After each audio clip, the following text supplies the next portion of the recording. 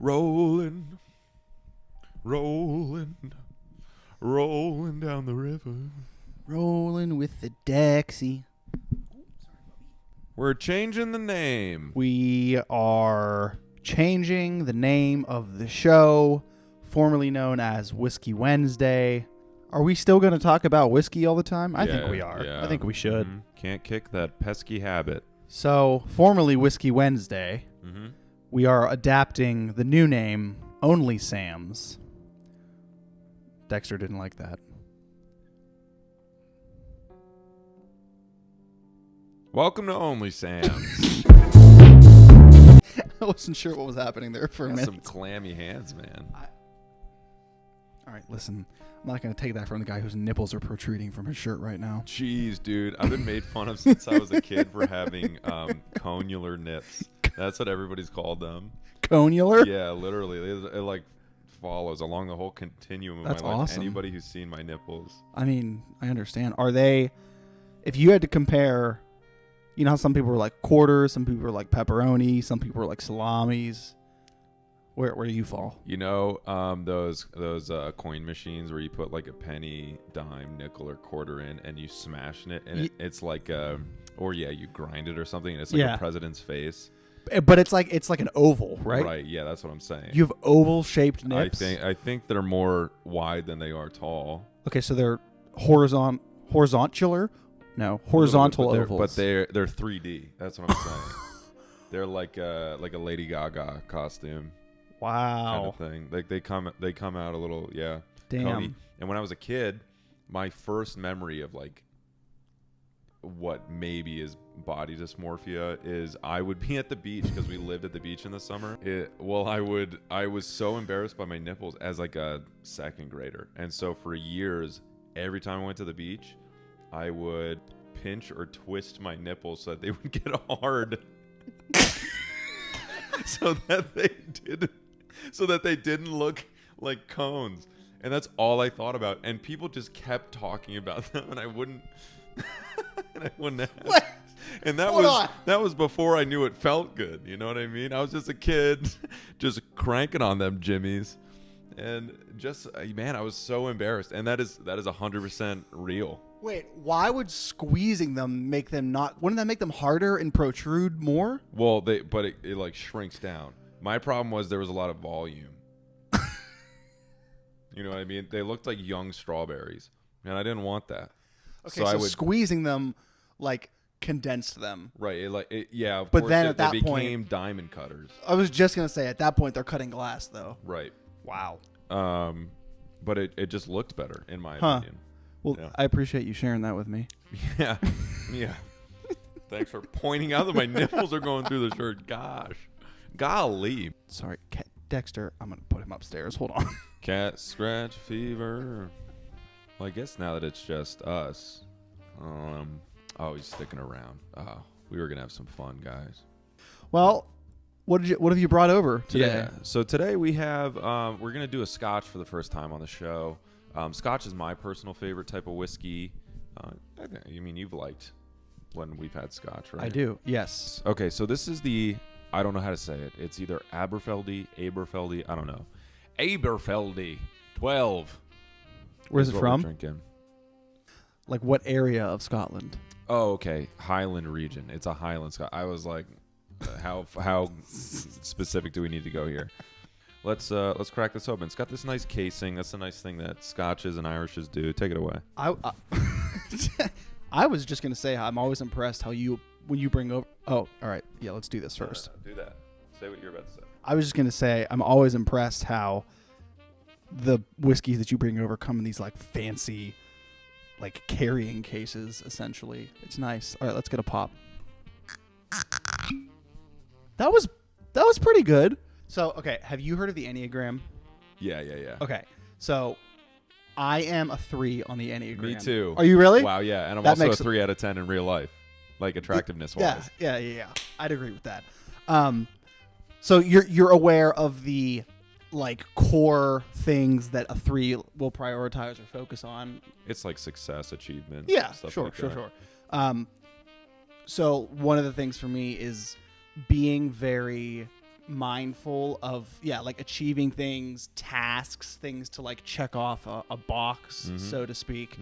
So I mean it comes through a lot more in like my job or like in like more professional settings, but even still in like everyday life, I very much like Nikki could come to me be like, hey, like she'll have like a problem or something, and I have to have like a very calculated way of like problem solving. Ooh, like I want to know where we at, what is the end goal, and I want to list out every single step in between. I'm like how we're gonna get there.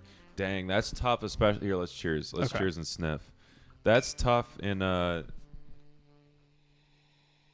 it smells so good. It's tough in a relationship because sometimes, in my experience, the significant other will come to you with a problem just for you to hear it and like validate the feelings, which is so it's valid. And also I didn't know how to deal with that at first. Like I didn't understand that that's what it was. You want to solve it. I'm a problem solver, and so are you, and so are a lot of my friends, and they all happen to be guys. I don't know what that means, but like so your significant other comes to you, they're like, I got this problem. You're like, we need to fix it, and this is how, instead of like giving them a hug, showering them with affirmations. I thought you were just gonna leave it at showering with them. It's like, I mean, I guess. Dang, yeah, I guess. Just like, hey, it's just a quick rub down. Yeah. No, So gross. that is so valid though, and even. Not the shower part. That is so valid though, bro. Are you trying to shower with me right now? Dude, that is so valid what you said. That is so, man, that is valid. Wanting to shower with other men, so valid. But yes, I totally hear that, because I too am the same way, and Nikki and I have definitely had instances where she just wants me to like hear her, and she just wants me to listen to her, and I'm like, well, what do you need? Like, what can I do? How can I? And she's just like, up. I just want you to hear me. Oh, no. And then instead of, like, actually listening to what she's saying, like, the Home Depot soundtrack's playing in the back of your head. Yes. Oh, my God. That's too real that it hurts. Yeah. Jeez. The immediate, like, I find myself doing this, too, where I'm in a situation and, like, there's some sort of, like, it could be an emotional conversation. It could just be someone, confiding in you, or like you said, wanting to feel validated. And instead of just being in that moment and listening, I'm like already crafting in my head either like how to help solve the problem, or it's like something else. Especially with music, something that I'm realizing that I do that I need to not do, or at least do a different way. As I'm like going through life, if I experience some event that is like of some sort of significance, instead of just being in the moment, experiencing the event, I'm already thinking, how can I turn this into art? You know what I mean? Yeah. Whoa, somebody's here. Hello? Come on in. Welcome. What's up, dude? How you doing? Yeah? Good, man. Thanks for coming. You want some whiskey? Have at it. We were talking about Type 3. our tendencies to be like in a moment, and instead of like letting ourselves like experience that moment, we're like immediately thinking, oh, how can I turn this into art? Or how can I like write a song about this? Or how can I do that? Yeah.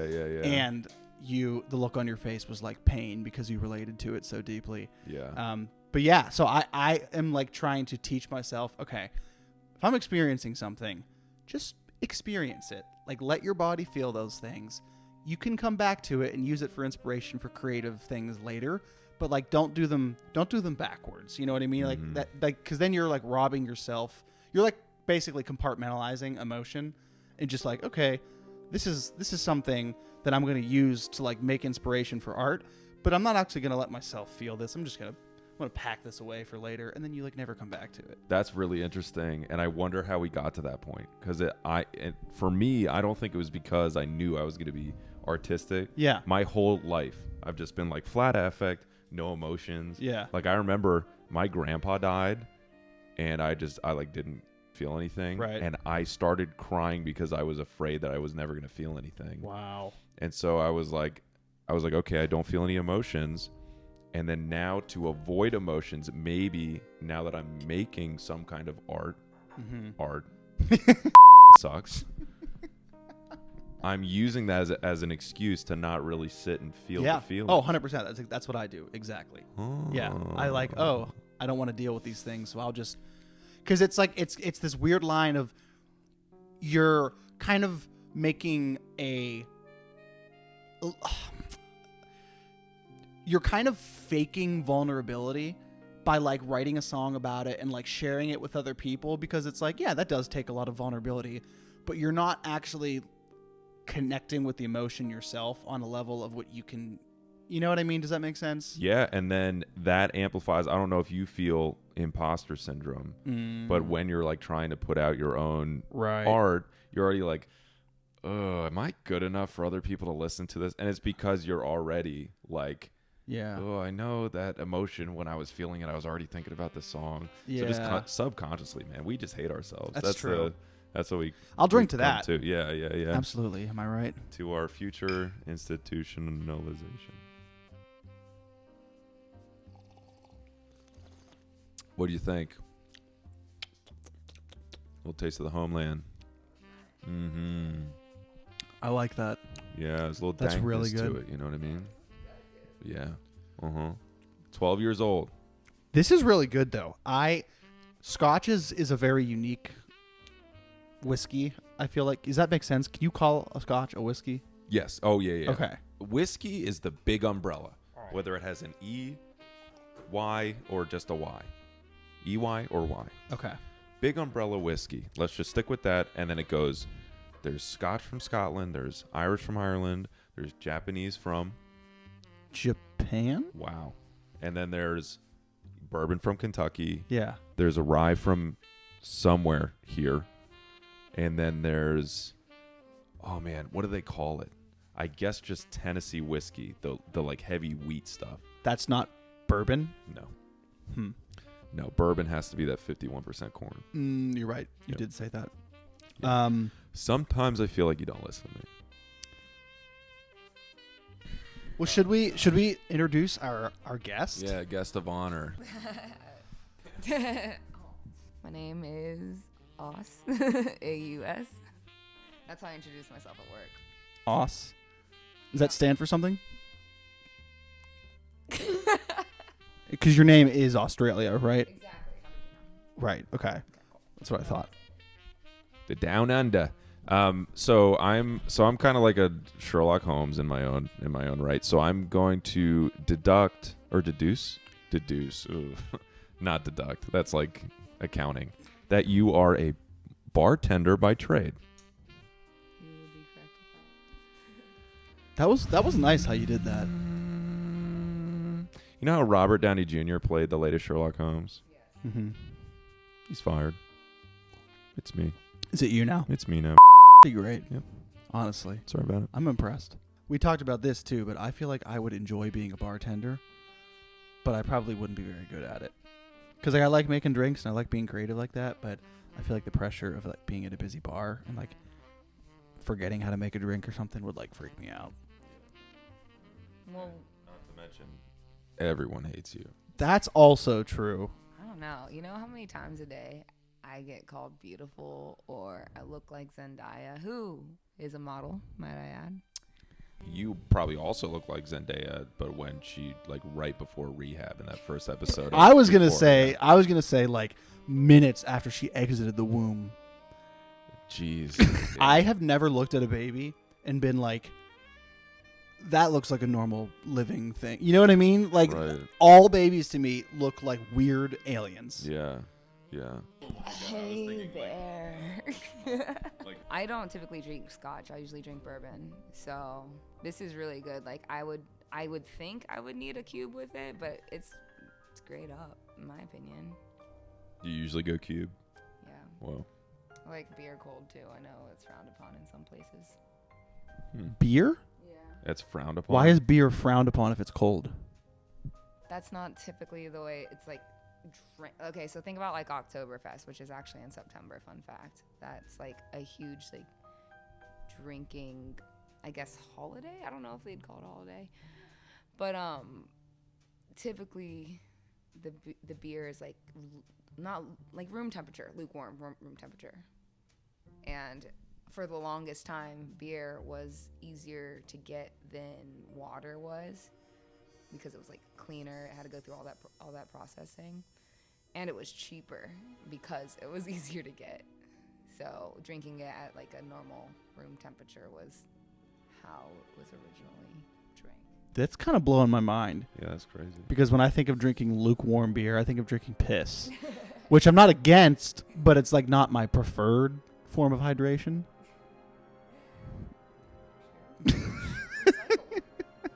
What?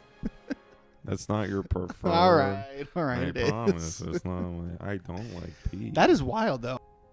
But what do you think? You tell me your thoughts on this. The barley shines through, which is what I like. It's a little bit like there's something dank-ish to it. It's not like the peat moss that comes out in like Right. the crazy, like the Isla scotches. It's Yes. like, whoa, that's Yeah. crazy.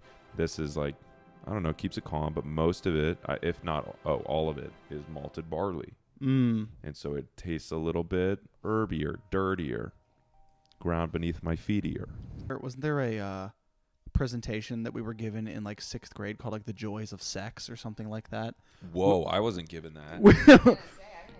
Which is like, or maybe it was called something else, but it was like the birds and the bees report that you were given as like a 6th grader. That was like, here's how the vagina works, here's how babies are made. That whole conversation.